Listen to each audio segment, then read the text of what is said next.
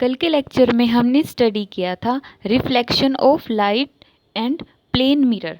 Plane mirror की properties के बारे में स्टडी किया था कि प्लेन मिरर के अंदर जो इमेज बनती है उसकी क्या क्या प्रॉपर्टीज़ होती हैं। आज हम स्टडी करेंगे स्फेरिकल मिरर। स्फेरिकल मिरर होता क्या है और उसके अंदर कौन कौन से पार्ट्स होते हैं। इसकी काफ़ी सारे पार्ट्स की डेफिनेशन एग्ज़ाम में पूछी जाती है। तो सबसे पहले हम देखते हैं कि स्फेरिकल मिरर होता क्या है, इसकी डेफिनेशन। तो स्फेरिकल मिरर की डेफिनेशन होगी, स्फेरिकल मिरर्स की जो डेफिनेशन है वो है such mirrors whose reflecting surface are spherical are called spherical mirror.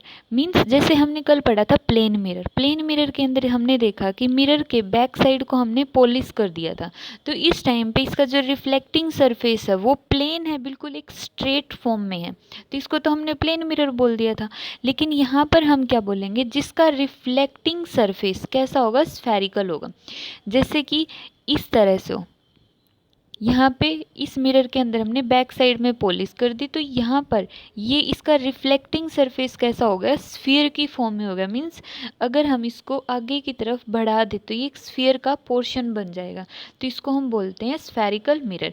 या फिर हम इस तरह से बोल सकते हैं, ये अब इस मिरर का जो रिफ्लेक्टिंग सरफेस है वो बाहर की तरफ है, ये वाला सरफेस इसका क्या होगा, रिफ्लेक्टिंग सरफेस होगा, और इसका रिफ्लेक्टिंग सरफेस ये है।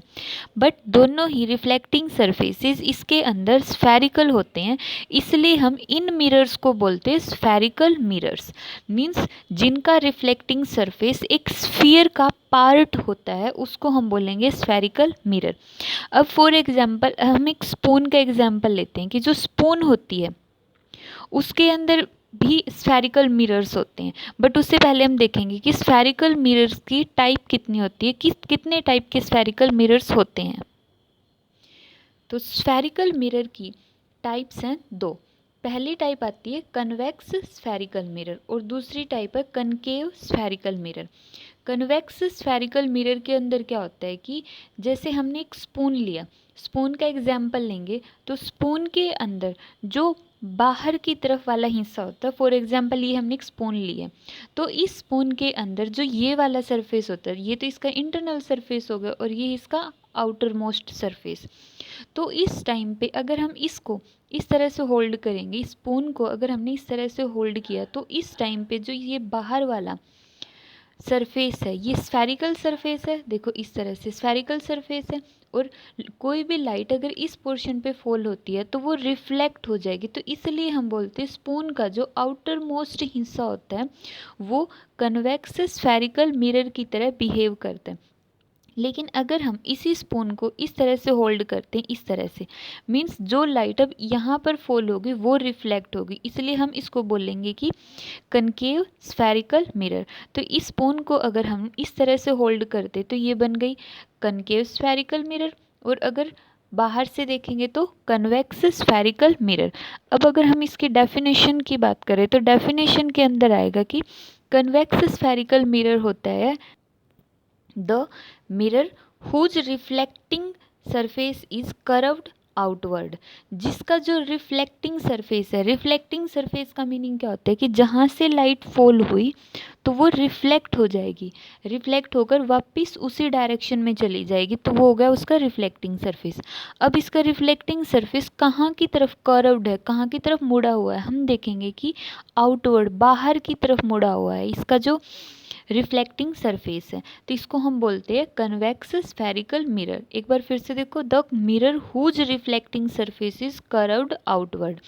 और इसी तरह से कनकेव स्फेरिकल मिरर के अंदर अगर हम ये बोल देंगे कि the mirror whose reflecting surface is curved inward, जिसमें जो रिफ्लेक्टिंग सरफेस है वो अंदर की तरफ मुड़ा हुआ है, इस तरह से लाइट फॉल हुई और यहाँ से रिफ्लेक्ट हो जाएगी, तो यहाँ पर जो रिफ्लेक्टिंग सरफेस है वो अंदर की तरफ मुड़ा हुआ है, कर्व्ड है, इसलिए हम इसको बोलते हैं कनकेव स्फेरिकल मिरर्स। अब हम देखेंगे कि इन मिरर्स के अंदर कुछ पॉइंट्स बहुत इंपॉर्टेंट होते हैं। सब एक बात पहले ही क्लियर कर देती हूँ कि इसके अंदर से एग्ज़ाम में जो क्वेश्चन आएगा वो डायग्राम से रिलेटेड आएगा कि कनकेव स्फेरिकल मिरर्स के अंदर डायग्राम बनाओ जब ऑब्जेक्ट इस पोजीशन पर रखा होगा। तो सबसे इम्पोर्टेंट इस यूनिट में इन मिरर्स के द्वारा बनाई गई इमेजेस होगी और न्यूमेरिकल होंगे। थ्योरी के अंदर बहुत ज़्यादा कुछ नहीं पूछा जाता है, सबसे ज़्यादा पूछा जाएगी इसकी इमेजेस और दूसरा इसके न्यूमेरिकल्स। तो थ्योरी छोड़ सकते हैं, सिर्फ अंडरस्टैंडिंग के लिए थ्योरी इसके अंदर। तो सबसे पहले हम देखेंगे कि मिरर्स के अंदर कौन कौन से पॉइंट्स होते हैं। तो उसके अंदर सबसे पहला पॉइंट हम स्टार्ट करते हैं पोल। तो यहाँ पे पोल कौन सा होगा? पोल के लिए हम बोलेंगे कि जो रिफ्लेक्टिंग सरफेस है किसी भी मिरर का, जो रिफ्लेक्टिंग सरफेस होगा उस रिफ्लेक्टिंग सरफेस के बिल्कुल बीच के पॉइंट को हम क्या बोलते हैं? पोल। तो पोल की डेफिनेशन क्या होगी? The centre of reflecting surface is called pole. जो रिफ्लेक्टिंग सरफेस का, इसमें जो ये छोटी छोटी लाइंस है ये तो शो करती है कि मिरर को हमने पॉलिश किया हुआ है, और जो इसके इस साइड वाला पोर्शन है उसको हम बोलेंगे कि ये इसका रिफ्लेक्टिंग सरफेस है। इसी तरह कन्वेक्स स्फेरिकल मिरर के अंदर जो ये लाइंस है ये तो होगी पॉलिश्ड सरफेस और ये वाला हिस्सा होगा इसका रिफ्लेक्टिंग सरफेस। तो रिफ्लेक्टिंग सरफेस का जो सेंटर होगा, मान लेते हैं कि ये 6 मीटर का है, 6 सेंटीमीटर का है, 6 सेंटीमीटर का, तो 3 सेंटीमीटर के ऊपर इसका पोल प्रेजेंट होगा।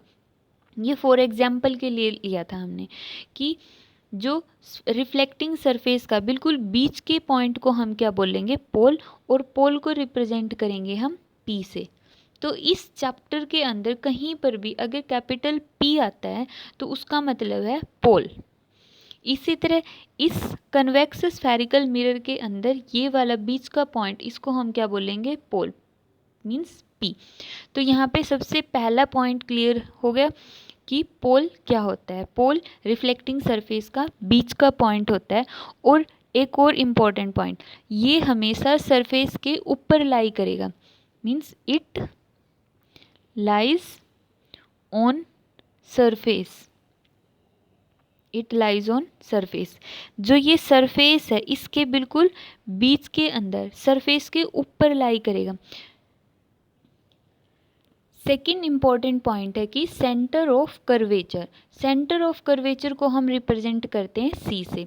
अभी हमने देखा था कि जो स्फेरिकल मिरर्स होते हैं वो एक स्फीयर का पार्ट होते हैं। मीन्स अगर मैं इसको एक स्फीयर की फॉर्म में कंप्लीट करूं तो ये इस तरह से एक स्फीयर बन गया। इसी तरह से ये वाला भी एक स्फीयर बन गया। अब जो ये मिरर हमने लिया है इतना पोर्शन, ये किसका पार्ट है? एक स्फीयर का पार्ट है। अगर ये एक स्फीयर का पार्ट है तो इसका मतलब स्फीयर को ड्रॉ करने के लिए हमने कोई तो पॉइंट होगा जिसको हमने सेंटर मानकर एक स्फीयर ड्रॉ कर दिया है। अब उसी सेंटर को हमने क्या नाम दिया है? Centre of curvature. एक बार फिर से सुन लो, जो भी हमने स्फेरिकल मिरर लिया है वो मिरर एक स्फीयर का पार्ट होता है और उस स्फीयर के सेंटर को ही हम क्या बोलते हैं? Centre of curvature. तो सेंटर ऑफ कर्वेचर की डेफिनेशन क्या होगी? ये इसकी डेफिनेशन होगी, means the reflecting surface of mirror is a part of sphere. जो रिफ्लेक्टिंग सरफेस है वो मिरर का एक पार्ट है, और मिरर किस फॉर्म में? स्फेरिकल फॉर्म में। तो जो वो स्फेरिकल फॉर्म हो गया, जो स्फीयर होगा उसके सेंटर को ही हम क्या बोलते हैं? सेंटर ऑफ कर्वेचर, और इसको रिप्रेजेंट करेंगे हम C से।